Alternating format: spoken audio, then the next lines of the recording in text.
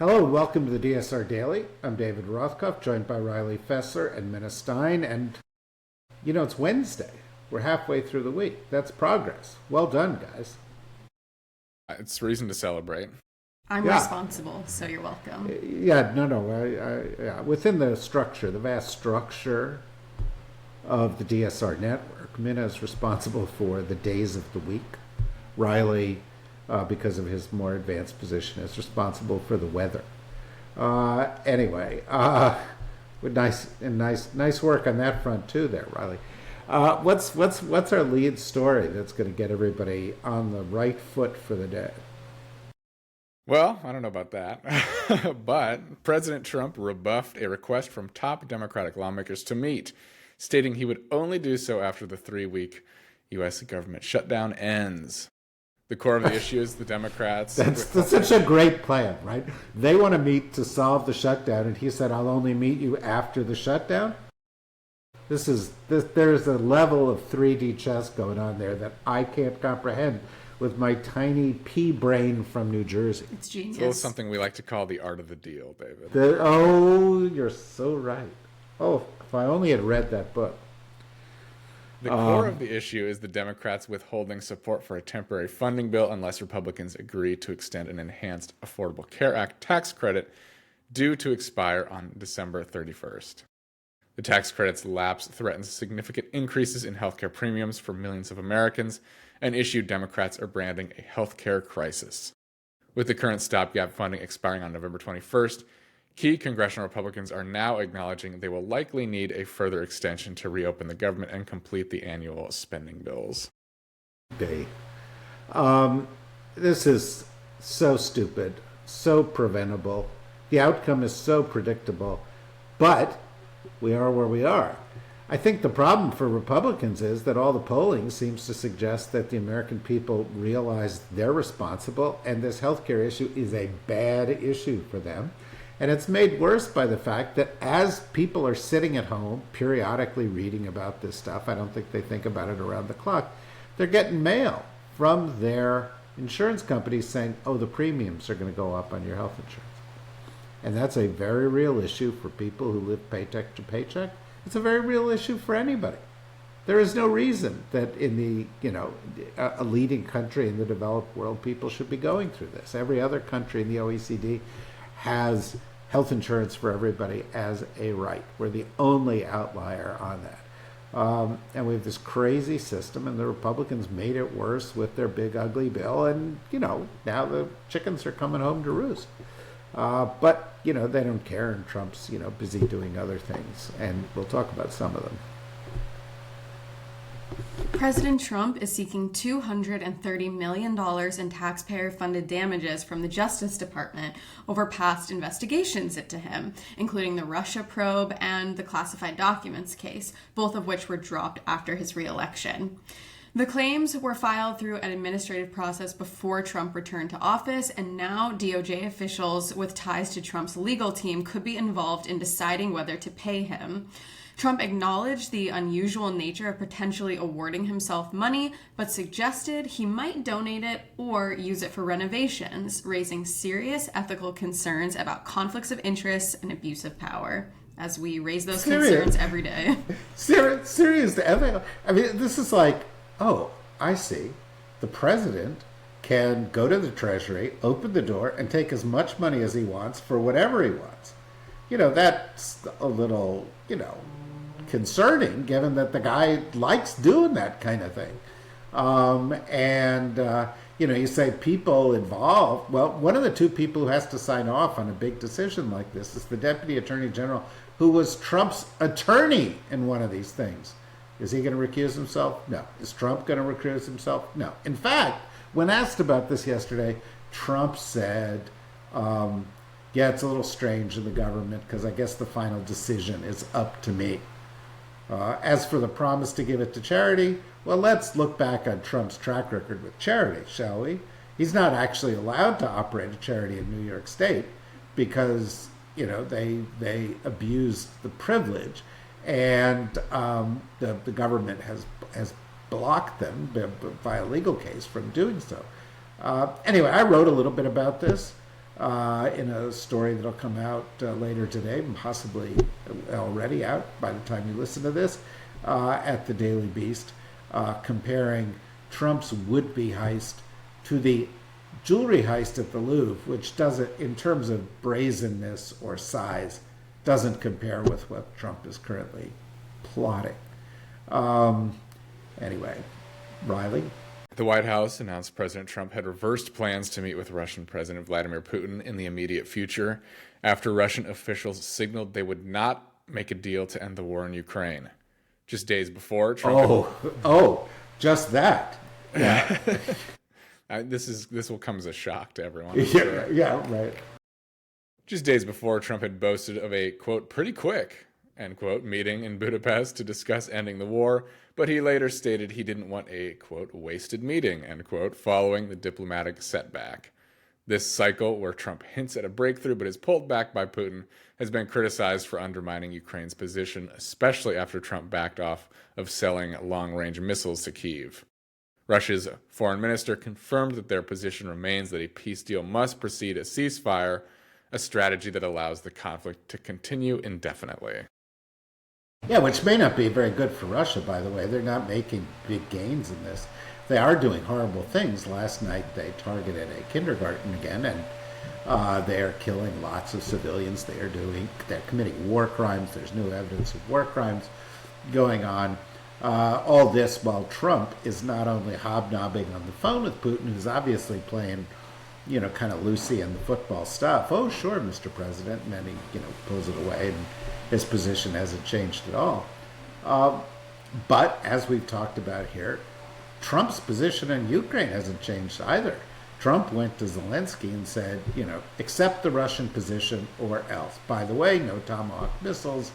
And by the way, we're going to block the Europeans from putting real sanctions on Russia or taking away Russian assets and using it to support the Ukrainians.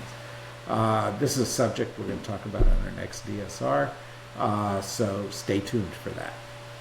ICE enforcement operation in South Los Angeles ended in gunfire yesterday, wounding a deputy U.S. Marshal and TikTok streamer Carlos Richard Parias, an undocumented immigrant targeted in the raid. Federal agents say Parias, who has previously documented ICE raids online, rammed their vehicle during the attempted arrest, prompting them to open fire in self-defense. The incident has sparked renewed scrutiny over federal use of force tactics, especially in immigrant communities, and has prompted calls for investigations from congressional Democrats. Yeah, and nobody's sure exactly why the gunfire took place. Was it, intentional? Was it accidental? We know the violence, that the use of the gun did not come from the person they were going after. And of course, nobody believes anything ICE says about ramming this or doing that, because they're constantly getting into these scrapes. Not to mention the fact that, as some of you may have read, they've got a little bit of a problem, which is they're doing this massive recruiting. I'm sure one of you two has seen an ICE ad and thought, oh, maybe that's the option for me. $50,000 bonuses, paying for your student. Is that something you're going to consider? I've considered it. Yeah. I'll always consider selling out. Yeah, well, that's you guys are really principled. But unlike the people who are applying, you guys are actually fit enough to pass a fitness test. And a third of the people who have applied, can't do the basic fitness test, which, by the way, if you've seen pictures of some of these ICE thugs, along with pictures of some of the National Guard, I mean, you would realize America's got a obesity problem that is getting in the way of all of our other problems. Anyway, it's an ugly story. It'll get uglier every day, and it's got political consequences, right? Because in cities across America, people are seeing this. It's happening to their friends, to their family, in their schools, at their churches, in parking lots around the corner, and it makes people really unhappy. We talked about that on Need to Know yesterday with our friends Simon Rosenberg and Tara McGowan, and you got to listen to it. It is one of the best discussions about where we are politically that I've either heard or been part of, and I've heard some, and I was part of some. in a long, long time. So go to Need to Know, go at the Substack, go on YouTube, go on the feed. What do you got? Paul Ingrassia, President Trump's controversial nominee to lead the Office of Special Counsel, announced he was withdrawing from consideration due to a lack of Republican support. His nomination faced intense scrutiny following reports of a sexual harassment accusation and text messages that contained inflammatory remarks, including a comment about a Nazi streak. What is this with... I got to ask you a question. What is this with all this Nazi stuff going out there? I mean, didn't, like, most of these people, like, watch movies like I did when I was growing up, or talk to our parents about the Nazis? They were the bad guys, right? They ran the concentration camps. We went to war. We defeated them. They did all this terrible stuff. I mean, we have a Democratic candidate running for Senate in Maine who has a Nazi tattoo. And he's like, oh, I didn't know that was a Nazi tattoo. And I was just drunk in Serbia. Can you imagine what kind of tattoos you get when you're drunk in Serbia? But it's like, Minna, do you have any Nazi tattoos anywhere? I'll never say. Never, right. Riley, any flirtations, any friends who flirted with Nazism in your life? No, I can't say that I know anyone with Nazi tattoos in my personal life. Thank you. But like, what the fuck, but apparently, all you have to do is scratch the surface, and there's people everywhere getting nominated for high-level jobs who are like, Nazism. That's not so bad. I'm a little interested. Or as Paul Ingrassia, or maybe it was one of these guys in the New York State, young Republicans, said, I have a little Nazi in me. Isn't that cute? I have a little Nazi in me. What a fucked up country. Sounds like a fucked up alternate reality DreamWorks movie. Nazi in me. That's a nice idea. Could be animated. Yeah. What is the one with the little people inside Indian somebody's in the head? Cupboard. No, Inside Out. Yeah. Inside Out. I was thinking of the Indian in the Cupboard. No, but there's a good version of Inside Out there with a bunch of little Nazis in their head, telling them, hey, get a tattoo. That one looks nice. It's the movie Pixar wasn't brave enough to make. Yeah, not yet. But Minna, with your movie making, I just spend 5 minutes with Sora and see what you can come up with. Yeah, Pixar is not brave enough, but we here at the DSR Network just might be brave enough. We might be brave enough with, Sora opens up huge opportunities for this kind of thing. All right, go on. Several I had to figure out where I was. Several key Republican senators, including Majority Leader John Thune, publicly opposed the nomination, stating it would not pass the Senate. Despite his lawyer denying the harassment claims and suggesting the texts were satirical, Ingrassia's past history of inflammatory comments on events like January 6th contributed to the widespread Republican rejection. Yeah, having said that, they're approving all sorts of horrible people with all sorts of horrible things in their past. There's just apparently, you can't do sexual abuse and be a Nazi. You could do one or the other, unless you're the president. Yeah, Then you can't be greedy. It. Yeah, you can't. You're right. I mean, you're only allowed certain,